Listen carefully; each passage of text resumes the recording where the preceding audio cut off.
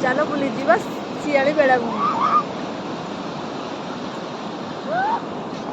शियाली बेलाभूमि बुली जा पूर्व आम खाईदेलु गरम गरम माछ घांट उषुना भात। यह हूँ एक एभली मंदिर जोटी भक्त माने जीवंत माछ को पानी में खेलांती से ही माछ घांट हुए। से ही माछ घांट समस्ते खाती। यह हूँ उत्तरेश्वरी मंदिर।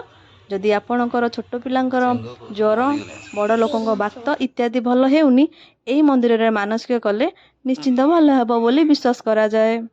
मंदिर दर्शन करी आमे चलिलु शियाली बेलाभूमि।